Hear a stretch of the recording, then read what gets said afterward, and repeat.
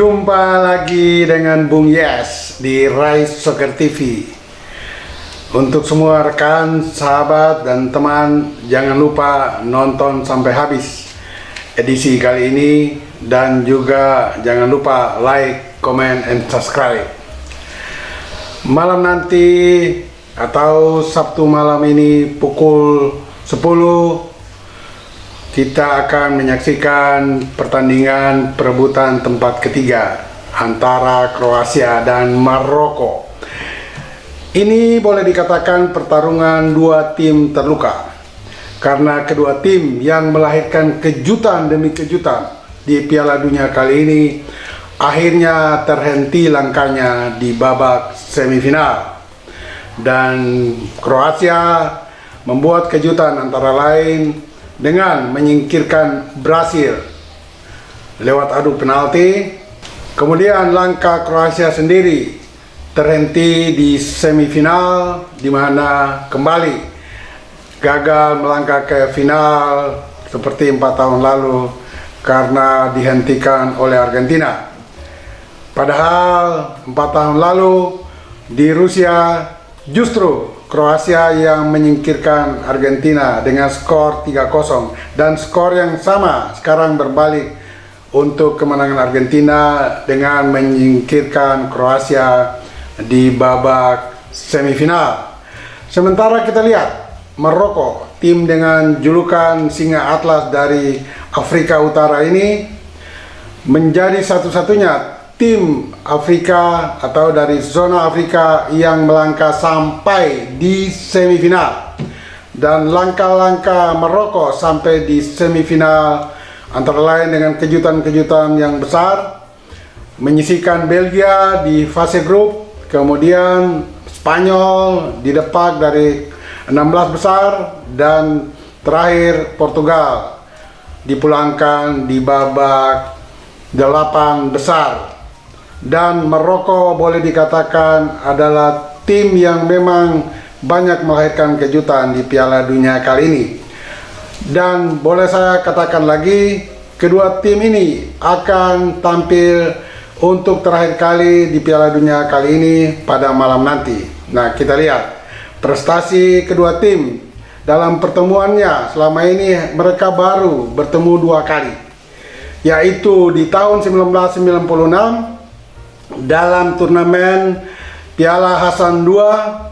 Kedua tim bermain imbang 2-2 dan dilakukan adu penalti 2-2, skor 2-2 dalam 90 menit. Dan kemudian diadakan adu penalti dan Kroasia keluar sebagai pemenang dengan skor 7-6. Dan pertemuan kedua terjadi antara dua tim di babak fase grup F Piala Dunia kali ini, dan kedua tim kembali bermain imbang 0-0.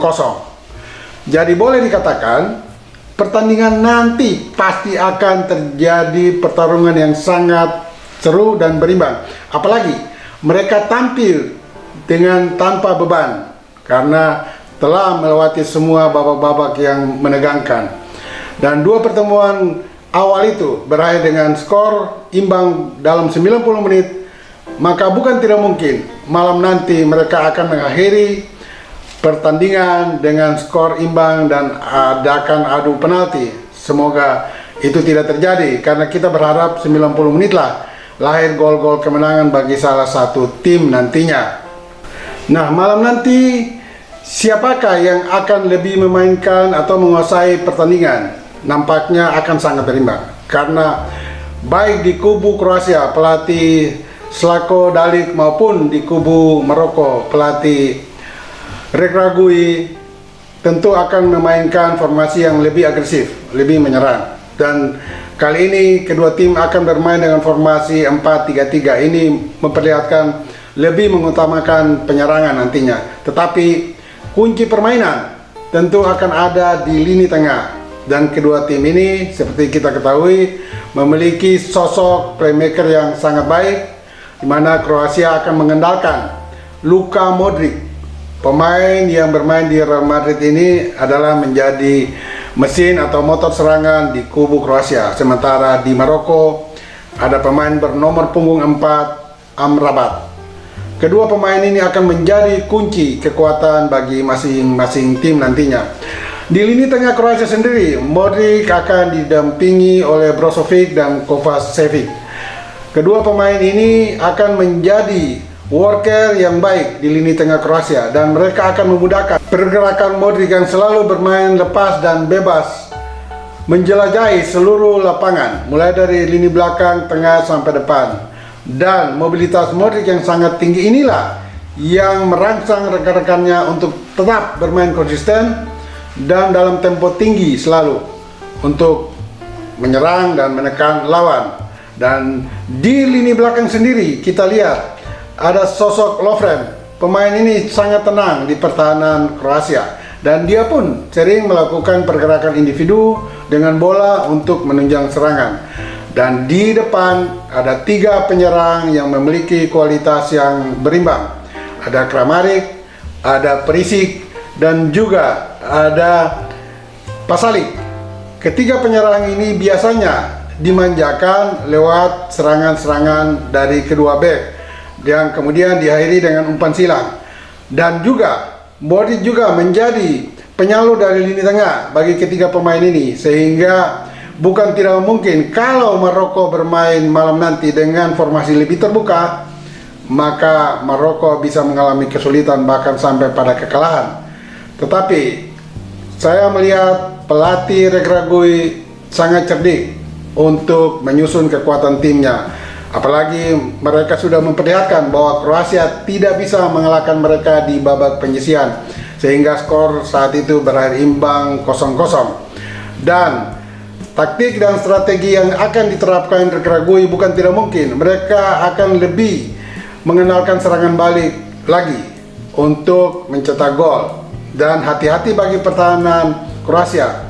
Bila Lovren dan rekan-rekannya di lini belakang Kroasia sering naik menunjang serangan, maka akan terjadi bencana di gawang Livakovic di kubu Kroasia. Karena penyerang-penyerang sayap Maroko terkenal sangat berani melakukan serangan-serangan individu lewat kedua sayap. Dan kita lihat Ziyech di kanan maupun Boval di kiri sering berani melakukan aksi individu, didahului dengan kerjasama dengan pemain-pemain di lini tengah. Dan biasanya serangan paling berbahaya dilakukan Maroko dari sayap kanan, di mana kombinasi antara Ounahi dan Ziyech ini sering merepotkan pertahanan kiri dari lawan.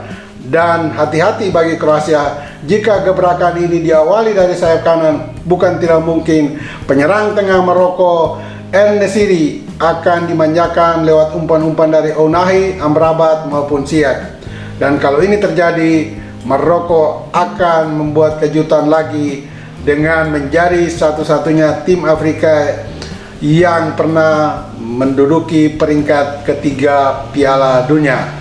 Dan kita berharap pertandingan nanti tetap menyajikan tontonan yang menarik bagi kita semua. Jangan lupa ikuti terus analisis yang cepat, tajam, dan akurat dari Bung Yes. Bola itu bulat. Giring terus.